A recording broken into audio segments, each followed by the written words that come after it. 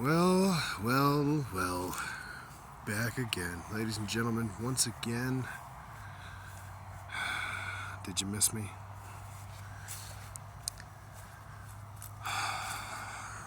Today's episode, as you can see, is going to be recorded in quite a different format than we would averagely host on this channel.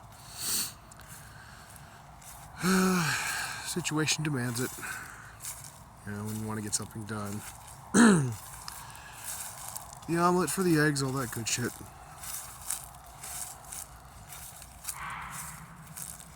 This one's going to be hard for me to talk about.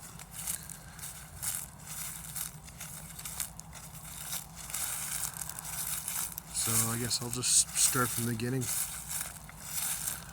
I've already told you guys how I became homeless when I did. You know, how that precipitated the BS my relatives fed me, the things I believed, the people I trusted that I shouldn't have, the mistakes I made that I shouldn't have. But a lot of people don't know the full story of my oldest kid. They know the story of my youngest. I talk about him all the time. For those of you who don't know, go back a few episodes and watch my episode titled Father's Day for that one.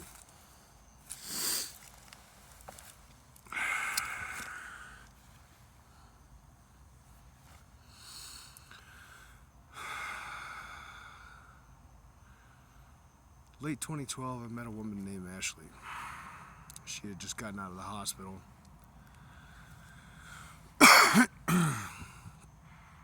And I'm no prize pig myself, but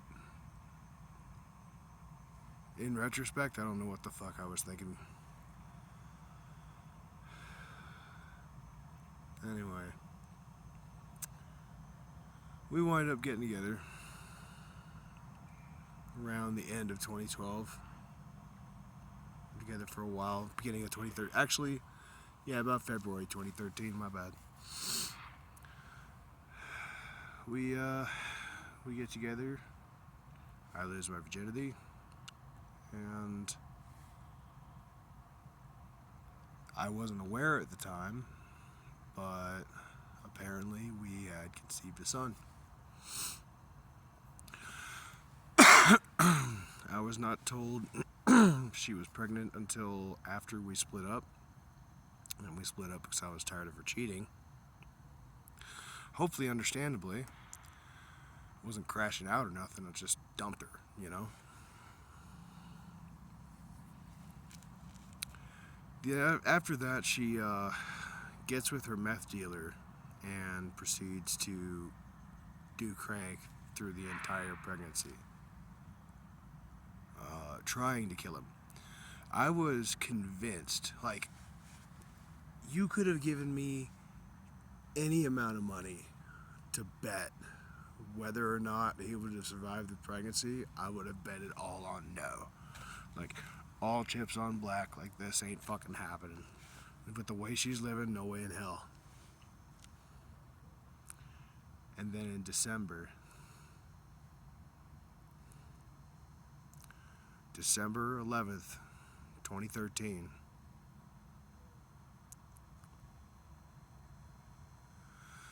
Blake was born, just shy of 7 pounds. I wasn't told till 2 weeks after the fact. Every time I asked my son, his mother afterwards about that, she would always insist, she'd swear up and down she had somebody go out looking for me to go and try to tell me he was being born. Let's just say I was not hard to find, and I made it a point to be not hard to find. But anyways, he's born. Doctors test the umbilical cord fluid right away. They find all the meth in his system. He's immediately yanked by social services, and she never sees his ass again. I never got to meet him in the first place. I had no idea any of this was going down.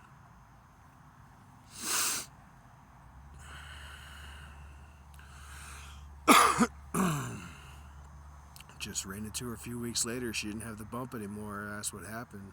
And that's what she said.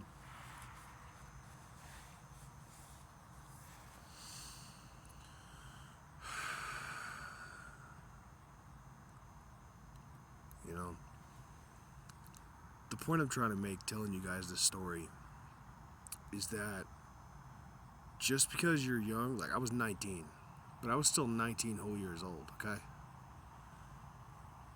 And like to an extent, you know, I guess you could see how like obviously I'm inexperienced at this point because I had just gotten out of foster care at 18 and never gone to a public high school, you know? So needless to say, I was like starting off with a little bit of a handicap, so to speak.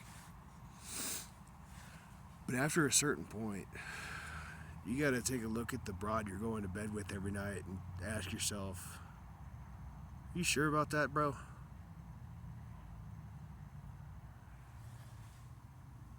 And, you know, at the end of the day, that was my shitty taste in my, I guess, desperation, honestly. I was just so happy to, like, have someone that I didn't really think of what it would cost me in the long run because I'd never really had a serious relationship up to that point. And then, you know, like, there were so many red flags I missed or ignored or, like, didn't know were red flags, so I guess I did miss them. But, like, that's something I gotta carry with me now. Forever. Like, Blake will never know me unless he has some sort of medical emergency and like I'm the only donor match there is, which I highly doubt because I don't have, my blood type isn't all that rare. No, I'm not telling you my blood type. Shut up, feds. But that's something I'll never be able to get back because I had no patience, no discernment, I wasn't a good listener, evidently. I didn't heed warnings very well. My most common response when being told not to do something was hold my beer, watch this, and take pictures. Which is fun at a party once in a while, but it's not a way you want to live your life. You know? At least not when you get, you know, relationships and kids and shit like that involved. That's not something you want to have hanging over your head. But we don't think about that when we're young, you know? At least I didn't. You know? Ever since I was little, I knew I wanted to be with somebody, you know, to have somebody and maybe start a family one day, but like, Lord knows I absolutely sucked at picking the person I was to do that with. I had no idea what the fuck I was doing. And now that cost me a relationship with a son. It cost him a relationship with his biological father. He'll never know me. I know he was adopted by a good family. I think the last time I heard about them, they were living in Gilbert or Scottsdale or something, a nicer area. But then again, if you got enough money to adopt a kid, you better be living in a nice area. That's all I gotta say.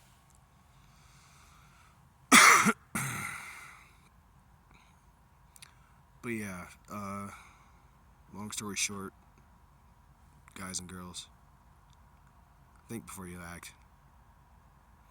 I love you guys. I'll be praying for all of you. Sorry this is such a short one, but it's fucking cold out here. And I love y'all. I'll see y'all later.